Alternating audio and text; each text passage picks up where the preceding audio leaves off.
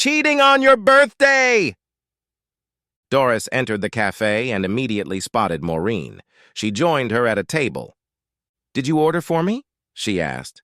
"Yes, chili con carne with a crust of bread. Will that suit you?" "Great." "Their lunches arrived, You look a little depressed, Maur. Is something wrong?" Maureen set her fork aside. "Nothing serious.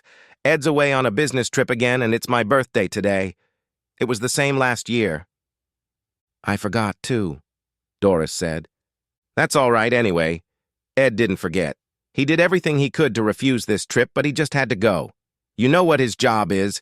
He'll call me at 7:30 from the hotel, and he's booked us a spa for the weekend. You say there's no problem, but I'm sorry I forgot. What are your plans for tonight?" "Just to lie in front of the television, I suppose." "We can improve on that more. Did you come by bus?" "Yes, Ed took the car." "Then meet me at the pub next door, say 5:30. We'll get a little tipsy, grab some pizza, and I'll call a cab to your place at 7:15 so you can take Ed's call."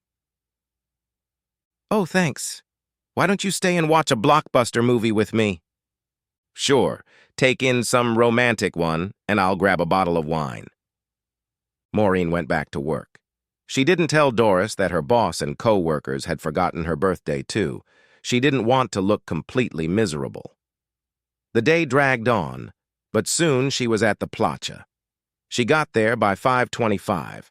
Since a tipsy Doris was in the plans, she ordered a Jack Daniels. "Would you like something to go with it, miss?" The bartender was handsome, and she liked the miss. "I think so, yes. Put an ice cube in it and add more Jack Daniels. It's my birthday." The bartender handed over the drink and said, "Happy birthday." Maureen flinched slightly as the drink burned her throat. Her skirt pulled up high on her hips as she climbed onto the bar stool. So be it. She didn't care. "Why are you flinching? You don't like it." A man appeared from a dingy corner and stood beside her. He was handsomer than the bartender. There was no one else in the pub this early. "I like it, but the first sip always makes me wince." "Is it only the first sip that causes that effect?" "Yes, look." She took another sip, but it turned into a gulp. She swallowed more than she intended and barely kept from sputtering. "Good, but it was only a slight twitch. I swallowed a little more than I should have." For some reason, that made him smile. "It would have been easier if you'd added something to it. Coca-Cola, for example." "I don't want to add anything. I like the flavor." He smiled again. "My name is Adrian, but I prefer aid. Like first aid, I'm here to make you feel better." It was her turn to smile. "My name is Maureen, but I prefer more, which is more than a handful." His gaze inevitably fell on her prominent breasts, and they both laughed. Her breasts seemed to join in the fun and rippled, pulling up the buttons of her blouse. "If I may, I would like to treat you to another drink. It's a little experiment. I want to show you something." Doris was frustrated. In the company parking lot, there was a long line of cars waiting to leave. The main road was jammed with traffic. Everyone was going home at the same time. She was going to be late. Finally, she got to the main entrance and saw the problem. A traffic jam had formed all the way to the traffic lights. The traffic jam that formed after each red light didn't reach the entrance to the parking lot. She rolled down her window and smiled at each male driver. Eventually, someone would flash their headlights and let her out. "It's called Bowmore. It's a single malt. A good wine shouldn't make you shiver," Aide said. "When it goes down your throat, you shouldn't feel a burning sensation, just a warm glow." He was still facing the bar, but was now closer to Maureen. She turned to face him on her stool and thought that sooner or later she would have to try to pull her skirt down. Her panties might have been on display, but it wasn't a good idea to scuff them up too much. This guy was very attractive. "Actually, I should let you know I'm expecting a friend," she said. He must be out of his mind to leave a beautiful woman alone. So, he thought, she was expecting a man. There was no need to enlighten him. One drink with a handsome stranger wouldn't hurt. When Doris arrived, he would have to make sure he wasn't noticed. My friend will think I'm being cranky. I think so too, he agreed. Here, try your Bowmore. You bought me a double portion, she said. You're going to get me drunk now. Sorry, I thought you preferred more. Don't worry, I've got a big one too. Doris waited long enough. The next slot was only half a chance, but if she didn't take it, she'd never make it to the plow. She fired, expecting to hear the sound of a car klaxon. Unfortunately, the guy saw the expanding space too, and sped off. What Doris heard was not the sound of a klaxon, but a crunch. She had been hit from behind. He didn't have time to signal. Her seatbelt buckled and she said, "Shit."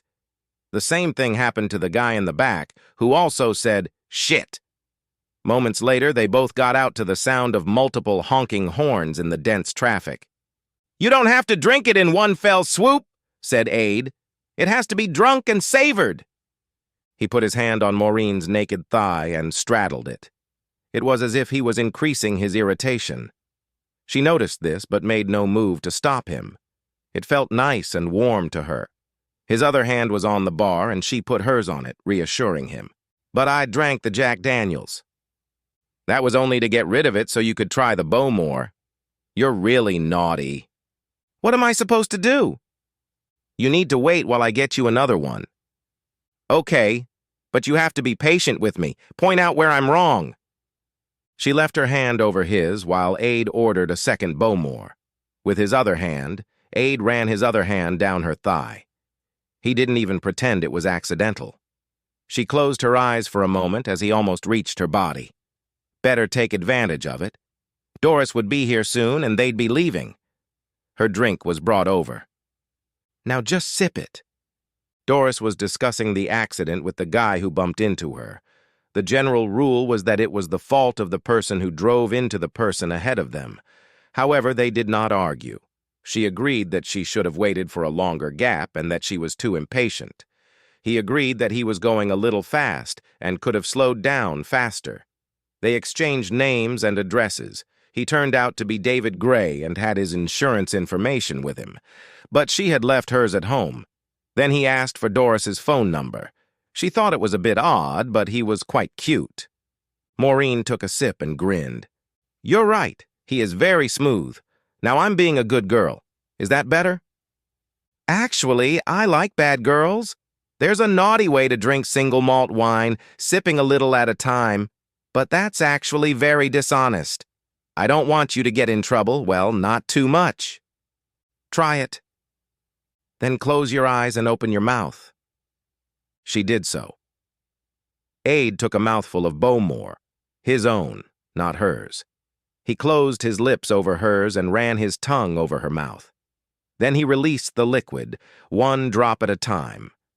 Her tongue swirled around his tongue, and she swallowed the whiskey and saliva, little by little. Sensing her submission, his hand crept up her thigh. The kiss lasted almost 5 minutes. Halfway through, Maureen wrapped her arms around his neck and pulled him closer, then lifted the leg closest to him and placed her foot on the rung of the stool. He flirted with her intensely. If Doris didn't come soon, she would not be held responsible for her actions. "See how nice and warm it feels," he said. She licked her lips, and the bartender pronounced, "I think you two should get a room and celebrate the lady's birthday in comfort. While you're thinking about it, please go and get a table in the corner." They took what was left of their drinks to the table where Aide was sitting when she entered. 2 men and a woman entered the bar. Their debate at the scene of the accident grew louder. They still weren't angry, but they had to raise their voices above the cacophony from the stationary cars. The noise was interrupted by sirens and flashing lights. A police car coming from the opposite direction stopped in front of Doris's car. 2 officers got out of it, and one raised his hand to stop traffic. He then waved to the first of the stragglers behind Mr. Gray's Volvo. The second officer surveyed the damage. Volvos are made like tanks, and this one only had a dented front bumper. Doris's Ford looked more damaged.